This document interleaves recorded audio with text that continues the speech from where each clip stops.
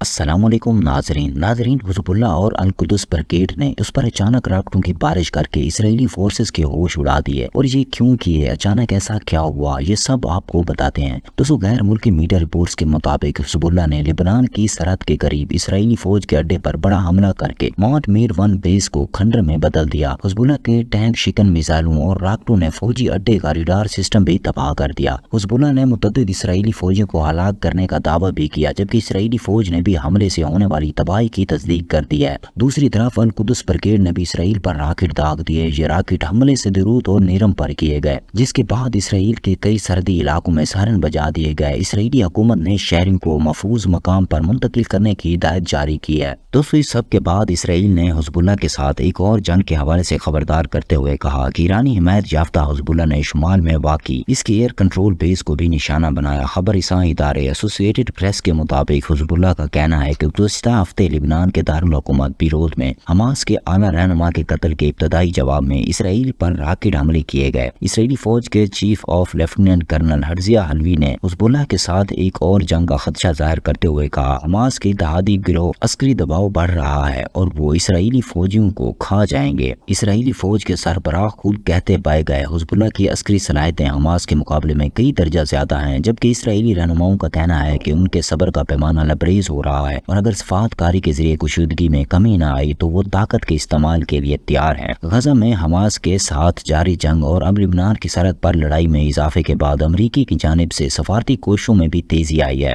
وزیر اعظم نیتن یاہو نے اپنی کابینہ کو کہا کہ میرے خیال میں حزب اللہ کو سبق سکھانا چاہیے جو حماس نے حالیہ مہینوں میں سیکھ لیا، لیکن یہاں تو حزب اللہ اسرائیل کو سبق سکھا رہا ہے۔ اسرائیل کی لفظی جواب کے بعد حزب اللہ نے ایک ہی دن میں دوسری بار اسرائیلی قصبے المدلہ کے نزدیک اسرائیلی فوجیوں پر میزائل حملے کر دیا۔ اس حملے میں ایک اسرائیلی ٹینک بھی تباہ کر دیا گیا، جبکہ متعدد اسرائیلی فوجیوں کے ہلاک اور زخمی ہونے کی بھی اطلاعات ہیں۔ حزب اللہ کی جانب سے جبل ہارمون کے اسرائیلی فضائی اڈے پر 62 راکٹ داغے گئے، جس کے بعد اسرائیلی علاقوں میں سائرن بجے۔ دوستو، ان حملوں کے بعد اسرائیلی وزیر اعظم نیتن یاہو نے لبنان اسرائیل سرحد پر حزب اللہ اور اسرائیلی فوج میں جاری جھڑپوں کے حوالے سے حزب اللہ کو دھمکی دی اور کہا کہ اس کا جواب بھی بھرپور دیا جائے گا، لیکن دلچسپ بات یہ ہے کہ ایک بھی جواب نہیں دیا جا سکا۔ جواب اگر دیا گیا تو کیسے، آپ خود ملاحظہ کر لیں۔ جب یہ سارے حملے کیے گئے تو اسرائیلی فوج کی جانب سے کوئی جواب نہیں دیا گیا، لیکن اسرائیلی فوج نے بدلہ لینے کے لیے ایک اور طریقہ ضرور ڈھونڈ لیا ہے۔ ترک خبر رساں ادارے کے مطابق رضا میڈیا آفس نے بتایا کہ 7 اکتوبر کے بعد سے اب تک اسرائیلی فوج غزہ سے لاکھوں ڈالر کی نقدی اور سونا چوری کر چکی ہے۔ حالیہ حملوں کے بعد درجنوں شہریوں نے شکایت کی کہ اسرائیلی فوجیوں نے ان کے پیسے اور سونا چرایا۔ چوری کی گئی نقدی اور سونے کے زیورات کی مالیت $25 ملین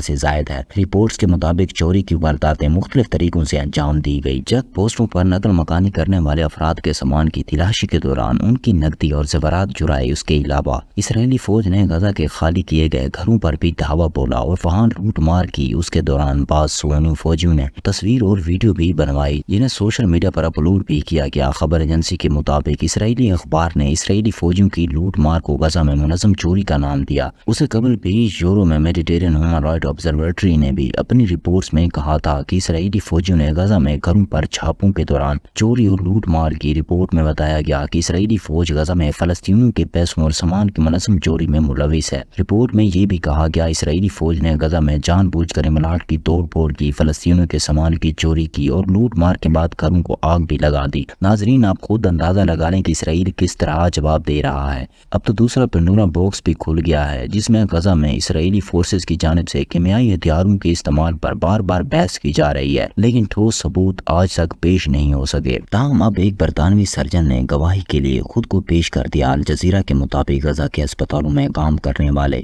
ایک 54 سالہ برطانوی فلسطینی ڈاکٹر غسان ابو ستہ نے کہا کہ وہ چاہتے ہیں کہ اسرائیلی حکام کے جنگی جرائم کے خلاف ان کی گواہی کو عالمی عدالت انصافیوں میں قانونی چارہ جوئی کے لیے استعمال کیا جائے۔ ڈاکٹر غسان ابو ستہ اسپتال کے ایک پلاسٹک سرجن ہیں جو جنگجو میں زخمی ہونے والے لوگوں کی سرجری میں مہارت رکھتے ہیں۔ انہوں نے مشہور فلسطینی علاقے غزہ میں رضاکارانہ طور پر 43 دن گزارے۔ کسان نے زیادہ تر شمال میں اور الشفا اسپتال میں خدمات انجام دی۔ غسان ابو ستہ نے برطانوی کی سب سے بڑی پولیس فورس کو ان زخموں کے حوالوں سے گواہی دے دی ہے جو انہوں نے غزہ کے اسپتالوں میں دیکھی، اور انہوں نے استعمال شدہ ہتھیاروں سے متعلق بھی جو مبینہ جنگی جرائم کے بین الاقوامی فوجداری عدالت ICC کے تحقیقات کے لیے جمع کیے جا رہے ہیں۔ وہ اپنی اس بات پر مضبوطی سے ڈٹے ہوئے ہیں۔ انہوں نے غزہ کے اسپتالوں میں سفید فاسٹ فوڈ سے جلے زخموں کے علاج کے لیے یہ ایک ایسا کیمیائی ہتھیار ہے جو بین الاقوامی میں قوانین کے تحت ممنوع ہے۔ انہوں نے AFP کو بتایا، سفید فاسٹ فوڈ سے بننے والا زخم ایک خاص طرح کا ہوتا ہے۔ فاسٹ فوڈ جسم کے انتہائی گہرے حصے تک جلتا رہتا ہے،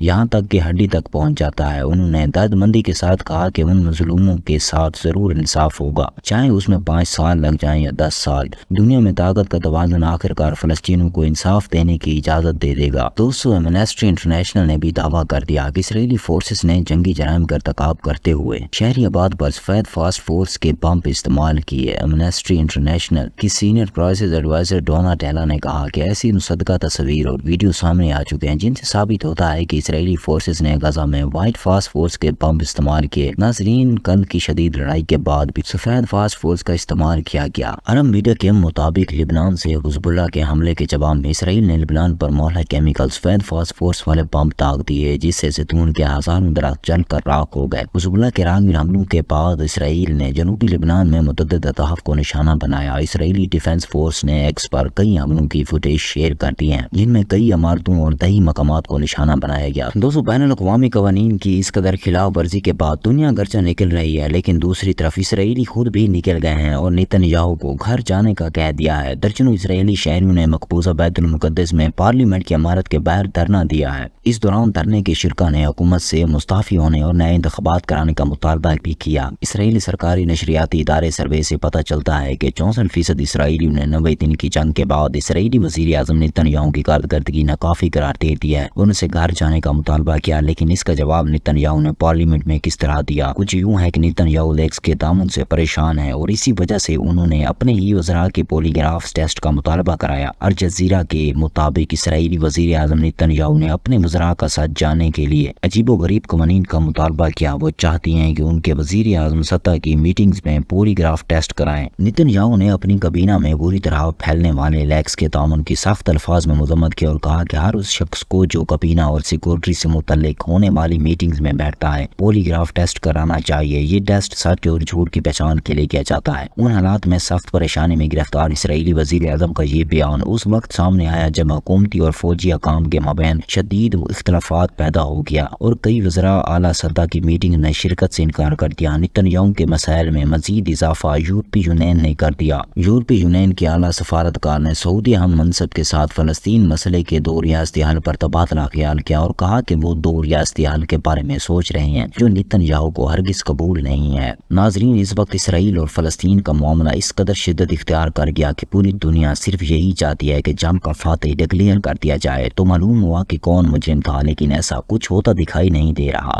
ناظرین، اس کے علاوہ آپ کو بتاتے چلیں عالمی میڈیا نے ٹھیک ٹھاک ننگا کر دیا ہے۔ عالمی میڈیا کے مطابق افغانستان ہمسایہ ممالک میں دہشت گردی پھیلانے کا ذریعہ بن رہا ہے۔ پاکستان کو کل عدم DDP کے خطرات کا سامنا ہے تو اب ایران بھی داعش کے ساتھ نمٹ رہا ہے۔ عالمی خبر رساں ادارے روٹرز کے مطابق CIA نے تصدیق کی ہے کہ داعش افغانستان ایران کے شہر کرمان میں خودکش دھماکوں کی ذمہ دار ہے۔ طالبان کا میڈیا ونگ کرمان حملوں کو ایران کے خلاف ایک بین الاقوامی سازش کے طور پر بھی پیش کرتا رہا اور اسے اسرائیل کے قبضے کے خلاف ایران کی فلسطین نواز خارجہ پالیسی کے موقف سے جوڑتا رہا۔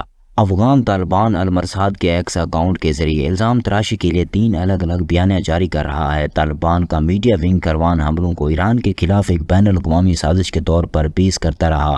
المرصاد نے ایران پر الزام لگاتے ہوئے دعویٰ کیا کہ افغان حکومت نے داعش کے سرگرمیوں کے بارے میں معلومات شیئر کی۔ رپورٹس کے مطابق افغان علاقائی استحکام کو متاثر والی دہشت گردانہ سرگرمیوں کا مرکز بن گیا ہے۔ افغانستان سے پھیلنے والی دہشت گردی پورے خطے کے لیے ایک بڑا خطرہ ہے۔ افغانستان کے ہمسائے ممالک اس دہشت گردی کے اثرات کا سبب مسلسل شکار ہو رہے ہیں۔ دوسری طرف آپ کو یہ بھی بتاتے چلیں کہ مالدیپ کے نو منتخب صدر محمد معیزو کے مودی سرکار کے مداخلت کے خلاف اٹھ کھڑے ہونے سے بھارت کے مالدیپ کے وسائل پر قابض ہونے کا بھارتی خواب چکنا چور ہو گیا۔